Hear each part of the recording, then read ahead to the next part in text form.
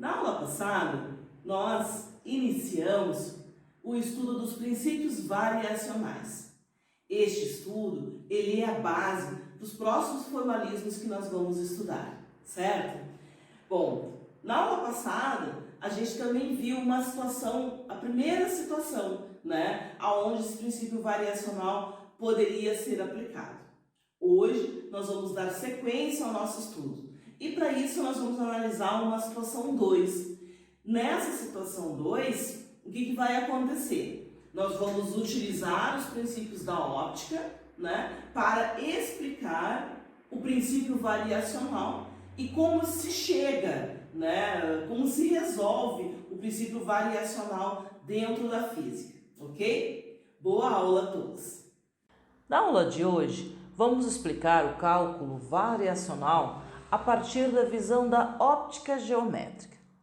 Para isso, vamos supor um espelho plano e uma partícula 1, na qual parte um feixe de luz. Caso seja colocada outra partícula em frente ao espelho, partícula esta que eu vou chamar de partícula 2, o que é necessário para que o feixe em 1 passe em 2? Como pode-se ver na situação 2, o ângulo de incidência é diferente do ângulo de reflexão. E nesse caso, o feixe 1 não passará pela partícula 2. Conclui-se neste caso que o feixe 1 passa pela partícula 2 quando o ângulo refletido for igual ao ângulo incidente. Na situação 3, o que vai ocorrer, né? O que ocorre nessa figura, nessa situação, é chamado de princípio de Fermat. E ela nos diz que a trajetória da luz entre dois pontos será sempre aquela que leva ao menor tempo possível. Neste caso exemplificado, como tudo acontece no mesmo meio óptico, é possível dizer que tudo ocorre no menor tempo possível e na menor distância possível.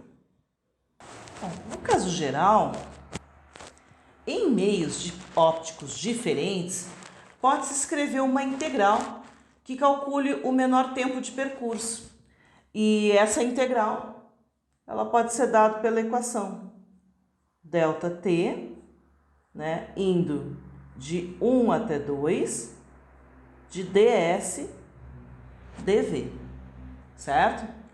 Bom, princípio de Fermat, ele afirma que o trajeto que a luz vai escolher é aquele que faz com que essa integral tenha o menor valor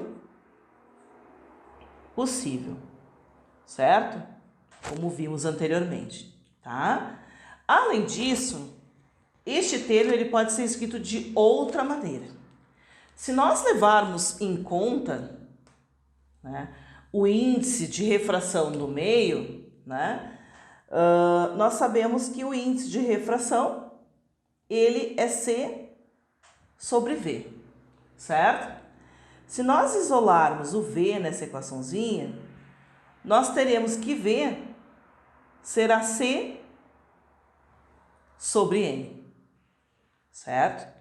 Se nós levarmos isso em consideração, nós teremos que ΔT, né, será a integral de 1 até 2, né, de ds sobre C vezes N, certo? Mas essa equação ela vai acontecer caso o índice de refração seja constante, ok? Bom, caso tenhamos meios com índices de refração diferentes, essa equação ela vai mudar um pouquinho. Então, o que vai acontecer? Vamos reescrevê-la. ΔT será, o C é a velocidade da luz, né? Esse valor ele é constante, sai fora da integral. Então, a integral, variando de 1 até 2, né? ds é o caminho escolhido. Então, ele será raiz quadrada de 1 mais y' ao quadrado, multiplicado por n de xy dx. Essa, então, gente, é a integral que calcula o tempo que a luz leva para ir do ponto 1 até o ponto 2 sobre uma determinada trajetória especificada pela função. Essa aqui é a função y de x, né? E o seu problema agora, nosso problema na realidade, né, agora é determinar qual é essa função, né, qual é esta função que faz com que essa integral de cima seja a menor possível, certo? E isso é um princípio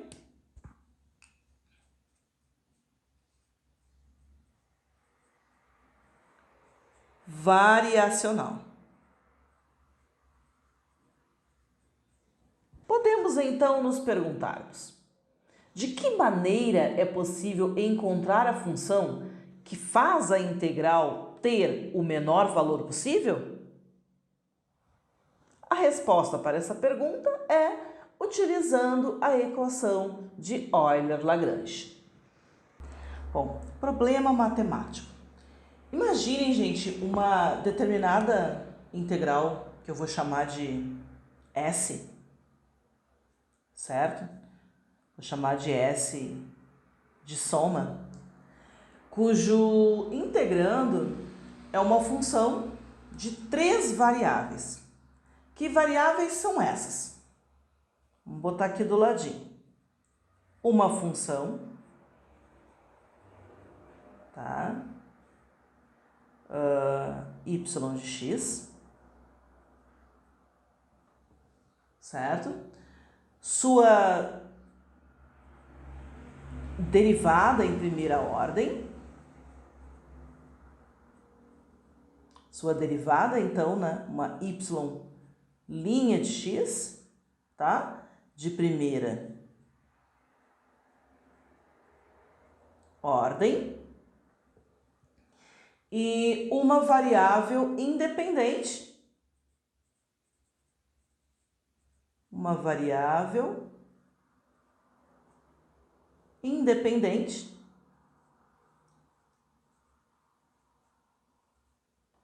que eu vou chamar de x, certo?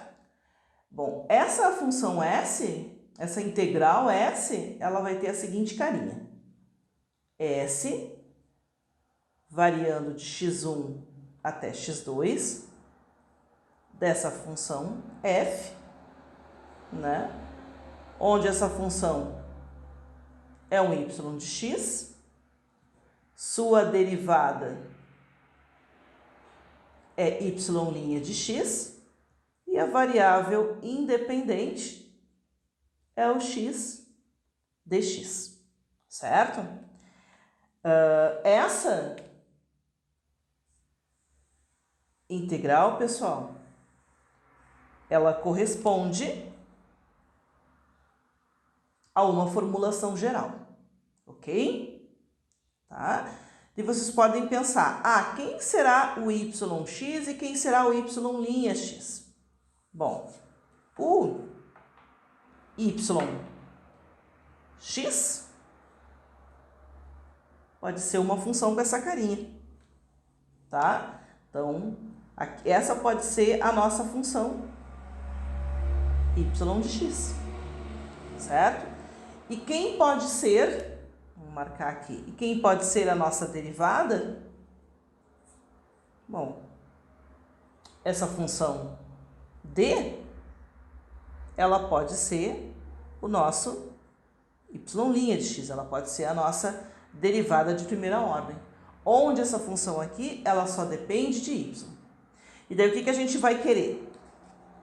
A gente vai querer encontrar né?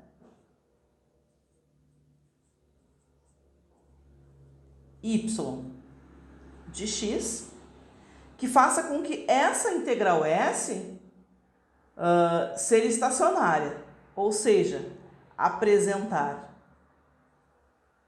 um mínimo,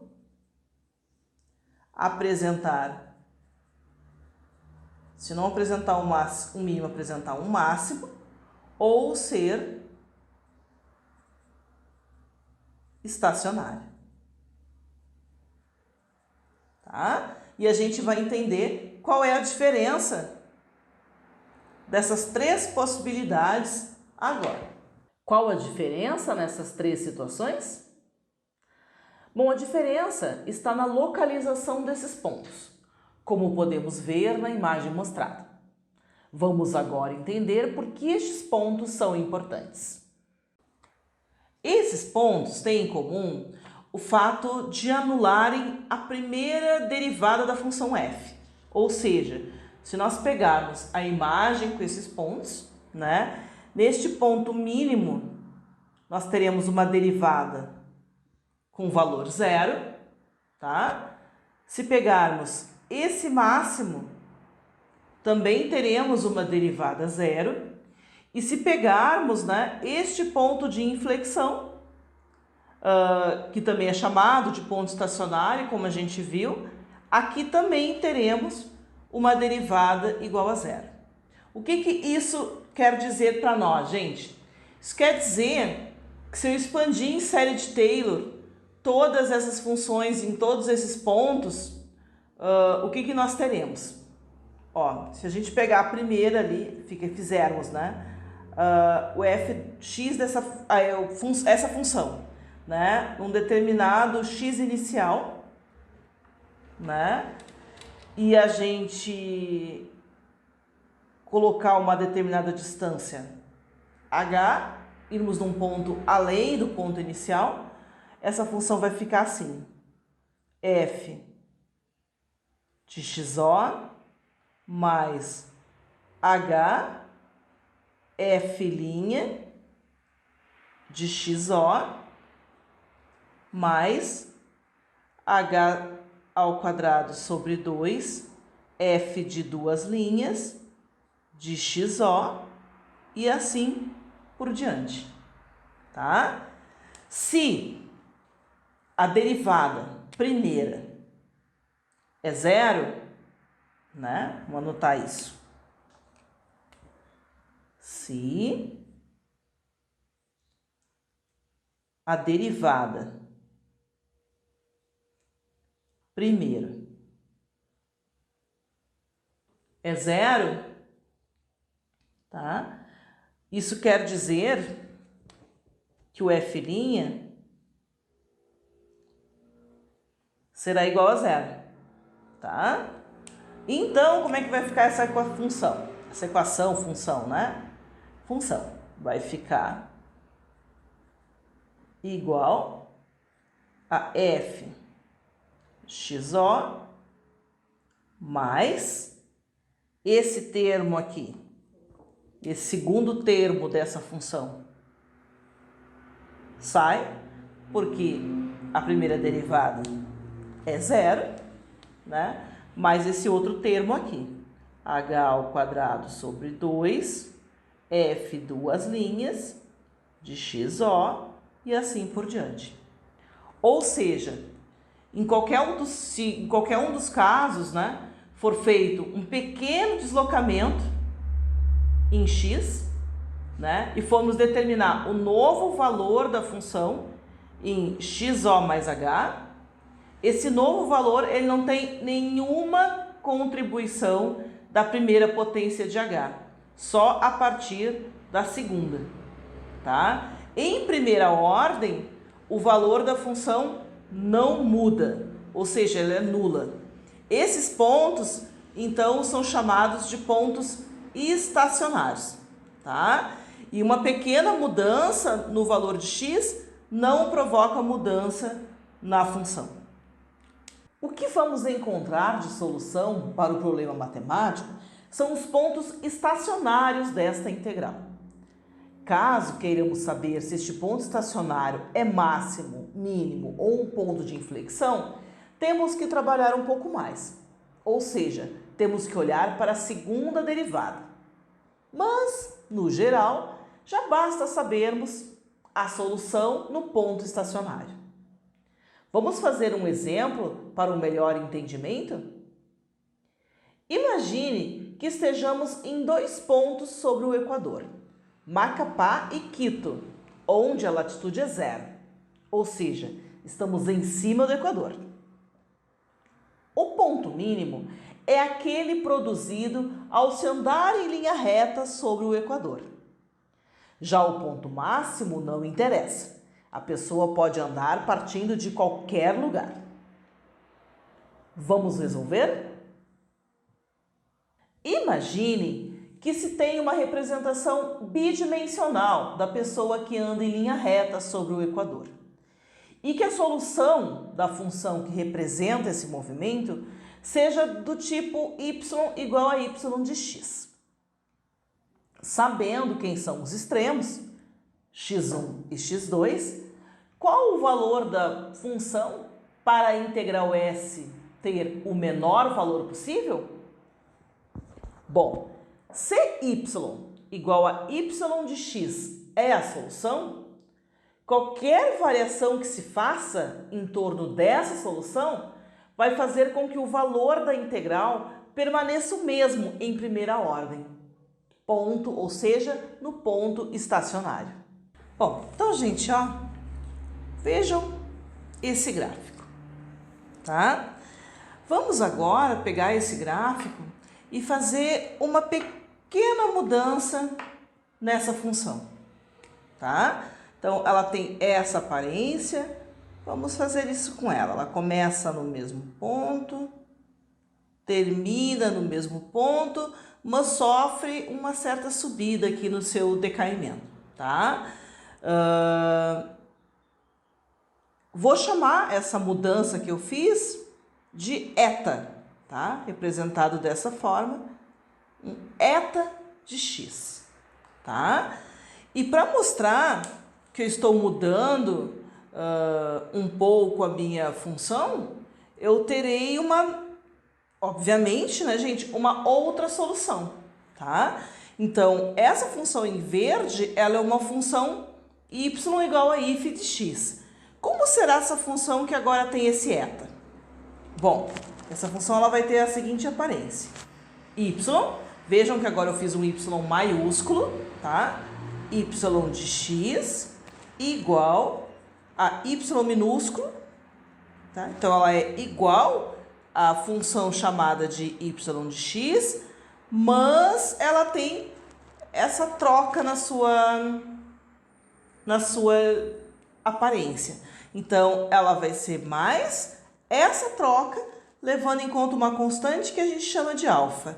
Então, é alfa eta de x, tá? Bom, esse alfa, gente, só para a gente entender melhor, né? É uma constante real, tá? E quando esse alfa for 0, né? Todo esse termo aqui será 0. E nós teremos novamente a mesma solução y de x. Agora, esta função y, ela tem que ser substituída, vamos tirar aqui, tá? Ela tem que ser substituída dentro da função s que nós tínhamos mostrado antes, certo? Então, o que vai acontecer? Vamos substituir.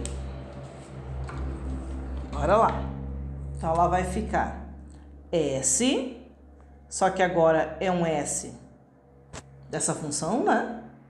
Dessa constante alfa, variando de 1 até 2, da função f, que é um y maiúsculo, né? A derivada primeira desse y maiúsculo, x dx. Então, eu mudei agora a integral em função de alfa, lembrando que se alfa for igual a 0, eu retorno a função inicial, tá? E agora o que a gente quer? A gente quer determinar, deixa eu despoluir, tirar essas duas funçõezinhas. E agora o que a gente quer? A gente quer determinar quem tem que ser o y minúsculo, que está dentro do y maiúsculo, de tal maneira que quando alfa for zero, a solução de S será estacionária, ou seja, tem um valor de derivada nula, tá? Nós vamos continuar determinando assim a função, mas agora com uma função de uma variável real. Para resolvermos, né, a gente vai ter que impor que a derivada dessa função em relação a alfa seja zero quando alfa for zero, tá? O que isso quer dizer? Que se nós escrevermos, né, a derivada dessa função S em relação a alfa, é exatamente isso que eu estou querendo dizer, tá, gente? Que ela tem que ser igual a zero, tá? E quem nos diz isso é Euler, tá? Bom, então a pergunta que temos que nos fazer é: como derivo essa integral? Bom, a dependência em alfa, ela está contida nos argumentos da função f, tá? E a função f, ela é uma função de muitas variáveis. Ela depende do y maiúsculo, da derivada primeira dessa função e da variável independente x. E cada uma, principalmente as duas primeiras, dependem de uma terceira, que agora é o nosso alfa, tá? Então, para resolver a derivada dessa função, a gente obrigatoriamente terá que usar a regra da cadeia. Então, vamos começar aplicando a regra da cadeia. Aqui está a função original, certo? E vamos fazer, então, o cálculo da derivada dessa integral. Então, vamos lá. ds de alfa, né, tem que ir de x1 até x2. E vamos pegar os dados da função. Primeiramente, nós vamos a regra de acordo, deixa eu pegar aqui, né? Com a regra da cadeia, temos que fazer a derivada de y em relação a alfa. Então, nós teremos que a derivada da função em relação a y vezes nx, eta x, mais a derivada da função, da derivada primeira, né? Eta' x dx, e isso tem que ser igual a zero, tá? Bom, importante a gente lembrar que essa primeira parte, deixa eu pegar aqui uma caneta, essa primeira parte é o primeiro argumento, tá? E este primeiro argumento, ele depende de alfa, tá? O segundo argumento é este aqui, tá? E ele também depende de alfa, tá? Aí a gente pode se perguntar, A derivada, ela pode entrar dessa maneira? Bom, há casos que não dá para fazer a operação que a gente fez aqui, tá? Mas, fisicamente, sempre será possível. Outra coisinha, se nós observarmos bem essa equação, nós temos esse termo aqui, eta n de x, certo? E a gente vai ter que tentar, de alguma forma, eliminar esse termo. Então, primeiramente, o que nós vamos fazer? Vamos escrever este termo em separado, certo? Numa outra folhinha. Então, se eu colocar só esse termo aqui, ele vai ficar assim. A integral de x1 até x2 da derivada da função em relação a y' vezes, né? Este termo ele também pode ser escrito assim, né? d eta sobre dx, certo? E a gente pode pensar, mas eu quero me livrar desse termo todo aqui. Então, o que a gente vai fazer para eliminar esse termo todo aqui? Bom, nós vamos fazer uma integração por partes. Nessa integração por partes, a gente tem que estar ciente de que este primeiro termo aqui, vamos chamar de u para fazer essa integração por partes, né? E vamos chamar todo esse termo aqui de dv, tá? E nós sabemos, pela regra da cadeia, que a integral de u dv é u vezes v menos a integral de v du. Então, é essa relação que nós vamos utilizar para resolver essa equação, para eliminar aquele termo. Então, essa equação ficará a derivada da função em relação a y' vezes eta x, indo no extremo de x1 a x2, menos a integral de x1, x2, eta x dx de θ f, da derivada de f, né, em relação a y' dx. Então, fizemos a integração por partes, certo? Bom, nos extremos, gente, tá? O eta x é igual a zero, tá? Sendo assim, eu vou eliminar essa parte de cima aqui e vou subir aqui.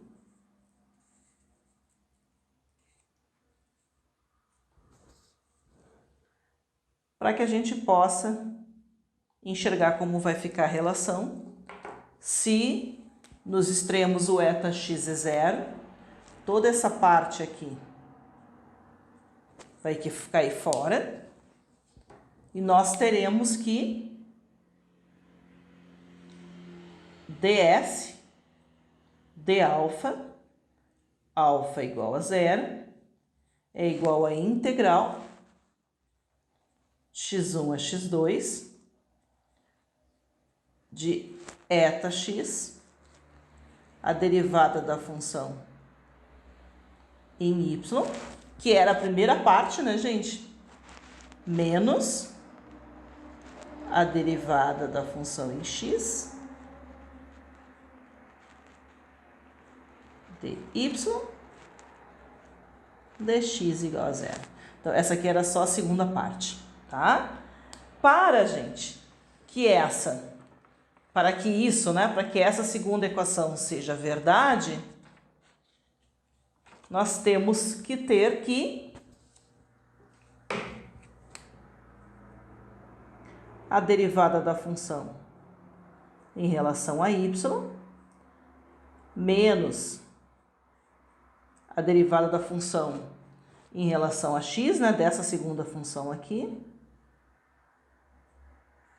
ela tem que ser igual a zero, certo? Essa equação é a equação resumida dessa toda aqui, certo? E essa equação, ela recebe um nome especial, ela é chamada de equação de Euler-Lagrange, ela vai ser muito útil para nós nas próximas aulas e ela é a solução do nosso problema. Então, pessoal, acho que agora ficou claro, né, que uma das maneiras de se resolver um princípio variacional é a partir da equação de Euler-Lagrange, certo? Mas vocês devem estar se perguntando, né, como eu vou aplicar essa equação de Euler-Lagrange? Bom, no próximo vídeo a gente vai ver uma aplicação dessa equação de Euler-Lagrange, ok? Prestem atenção bem no próximo vídeo e até lá, pessoal!